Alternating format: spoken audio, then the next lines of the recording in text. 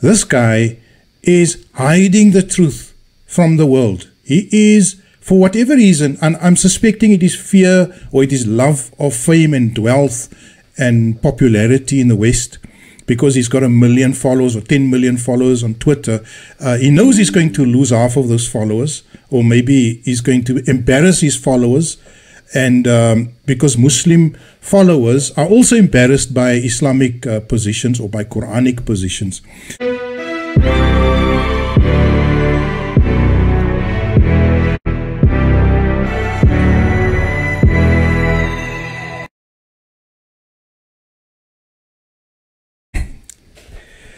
أعوذ بالله من الشيطان الرجيم بسم الله الرحمن الرحيم الحمد لله نحمده ونستعينه.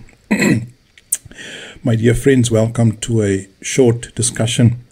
I'm going to point you to a verse in the Holy Quran: and cover not truth with falsehood, nor conceal the truth when you know what it is. وَلَا تَلْبِسُوا الْحَقَّ بِالْبَاطِلِ وَتَكْتُمُوا الْحَقَّ وَأَنْتُمْ تَعْلَمُونَ. This is a crucial verse, my dear friends. It's an absolutely crucial verse.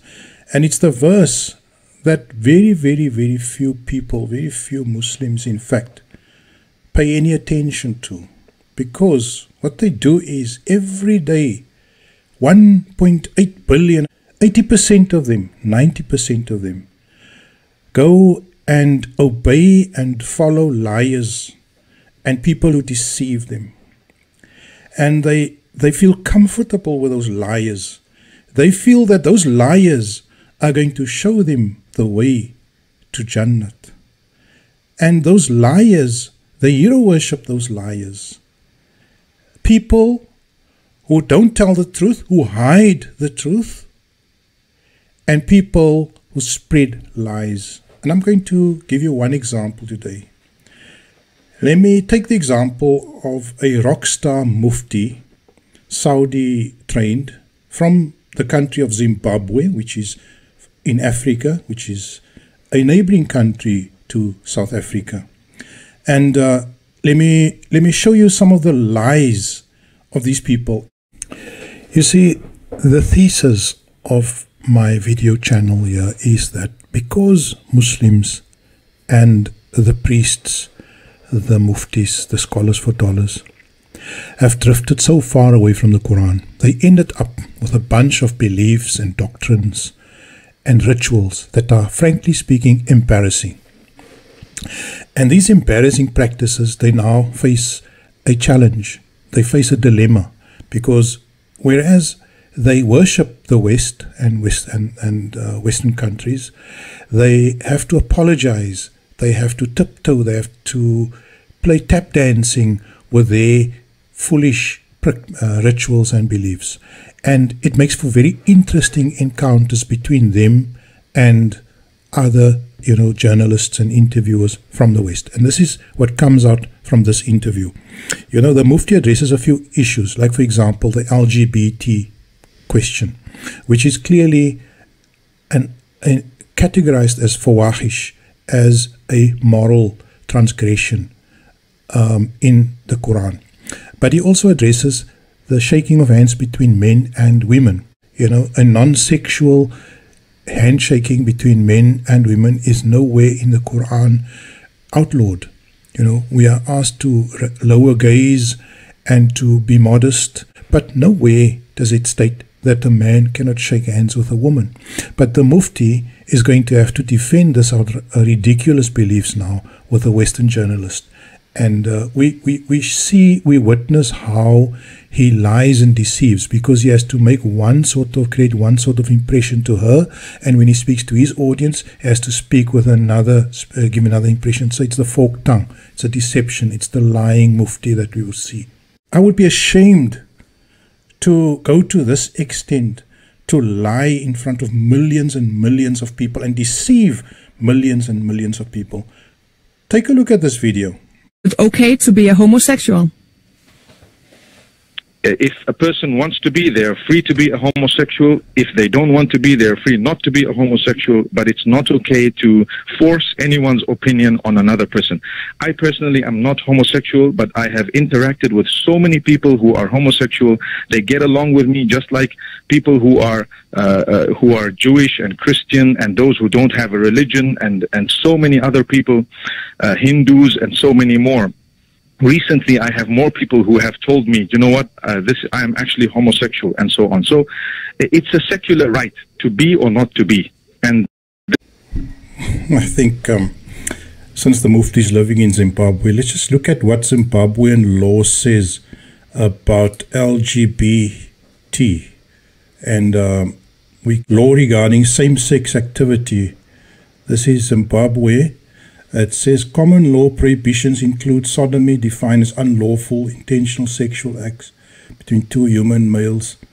So the actual fact of the matter is that this is Wikipedia, and this is the situation in Zimbabwe, where Mufti Menk comes from, where he's born, is that he is telling a lie. He's not living in a society where homosexuality is actually the norm or is actually an accepted fact.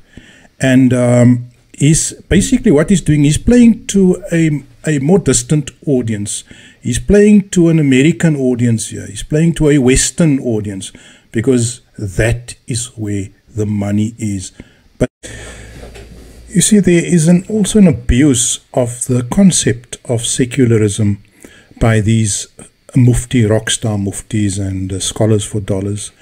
And they hide behind secularism. You see, secularism, modern Western society, doesn't call for following or subduing yourself to the dominant narrative.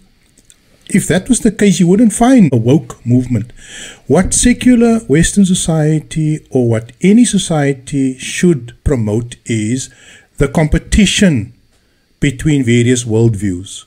And if you as a mufti come and you refrain from competing in that marketplace for ideas and for promoting the worldview of the Quran, then you have failed in your duty. If you simply go out there and say, well, it's a secular society, I've got to be part of whatever they're dishing out here, then you are absolutely hiding behind that fake understanding of what secularism is. Secularism is to advance your viewpoint using the best possible rational argumentation and to promote it in society. And that is the viewpoint that will become dominant in society. So not say that, you know, I'm in a secular society, secularism says it's okay this, it's okay that. Basically what you are doing is you are being a coward in terms of standing up for what is right and true. It gives rise to long-term social problems. It does give rise to the social structure of families falling apart, which I think is a powerful force for social cohesiveness and growth, not just for male and for the female, but for the children also. So the position is these are all fawahish, and they are all things that lead to long-term damage within human society. And that is the Quranic position. That is the Quranic position. And we have to combat it. We have to oppose it. Doesn't mean we have to kill people. That's not what we are advocating. The Quran doesn't advocate killing homosexuals. The Quran doesn't advocate putting homosexuals in jail. These are the acts of fawahish, or the acts of social immorality, that are to be judged in the hereafter. These are the acts that are to be judged in the hereafter.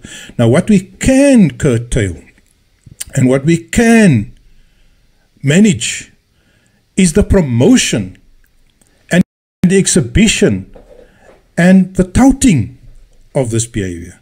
And that is what can be declared unlawful.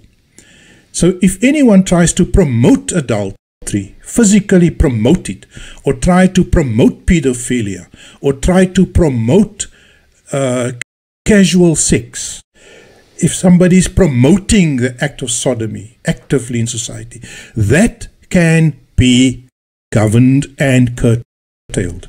And that is where the Mufti is a big big liar. You see, the Quran says, you need to enjoin right, and you need to forbid what is.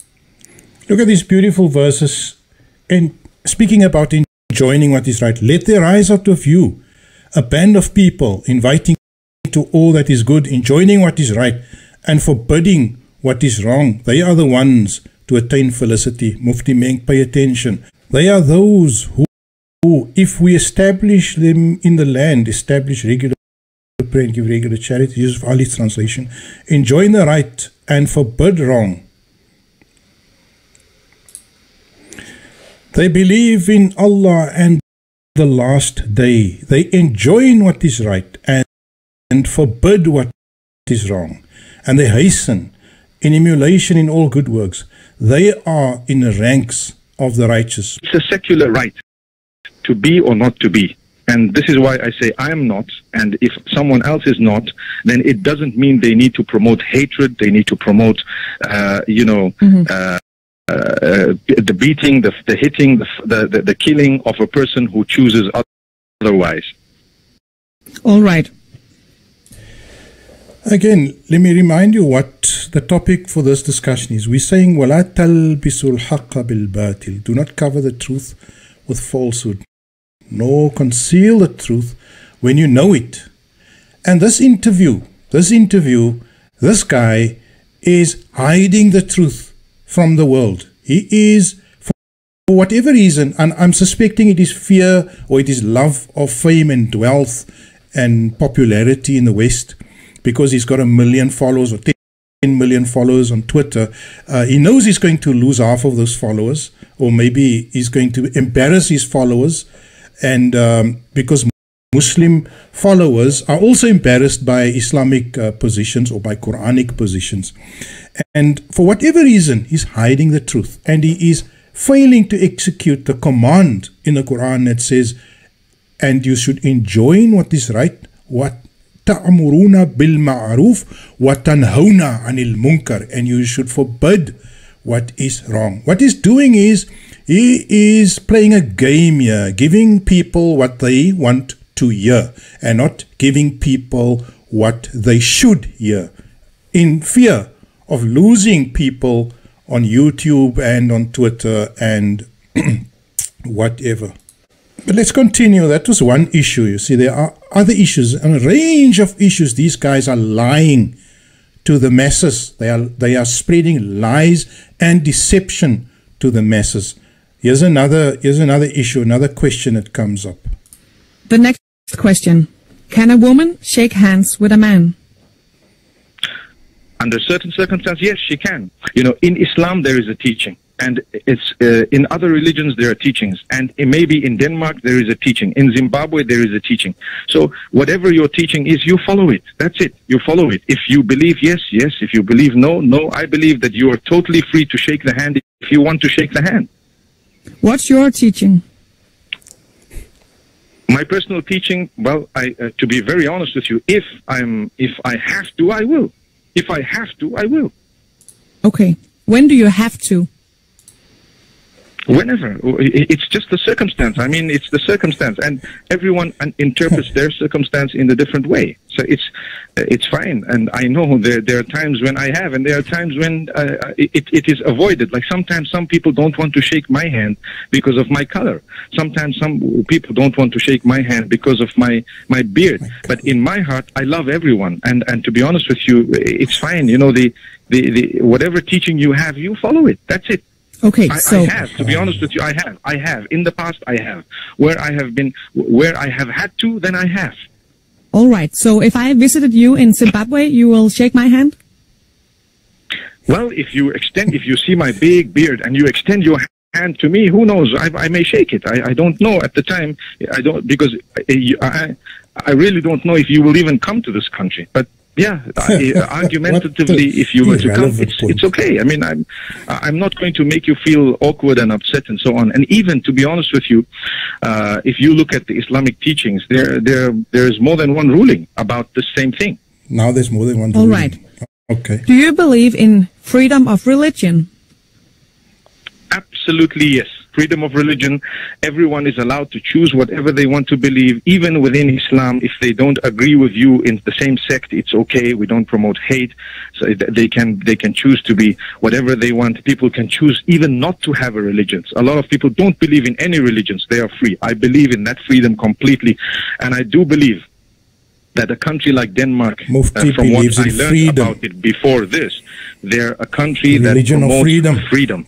freedom of speech, freedom of religion, freedom of everything. So, again, I'm freedom of surprised everything. from the freedom of speech. What I may have said, is it not freedom of speech? Come on. I mean, are we not blocking freedom of speech when a guy says, you know, I disagree with X, Y, and Z, for example? And in my case, it's not even a strong disagreement in certain matters, you know? So yes, I do believe in freedom of religion. All right. The next one. Do you believe in democracy? Democracy is okay. I want to tell you something. From the time of 18 years old, I have voted in every general election. You know, that's enough of this deception, lies. You know, this guy has got millions of followers. Let me just go and see how many followers he's got on YouTube. There you can see it. 3.37 million subscribers. Mufti Menk. 3.37 million subscribers. People watch this videos 100,000 at a time. Million people watch it. And they are being deceived. They are being lied to. But you know what? I'm not going to blame the Mufti here anymore. I'm not going to blame the Mufti. You see, people love to be lied to. People love to be lied to. They hate hearing the truth. You know why? The truth is uncomfortable. The truth forces them to revise everything. The truth is telling them, listen, what you've been doing so far, you need to go back and re-examine it. You need to think again.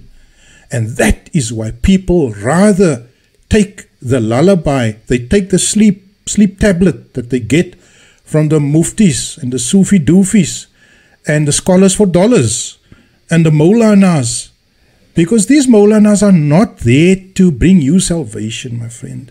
These Maulanas, these muftis, these Hujjatul Islams, these so-called Sayyids, these people are all there to lead you to you are helping them attain success and felicity in this world. And you will be the one that will suffer in the year after. So I want to make an appeal, you know, let us stop putting any value on these liars, because the Quran doesn't put any value on them. They are not, it's not that they don't have any value, they have destructive value, and we need to expose them and stop listening to them. Walhamdulillahi Rabbil Alameen.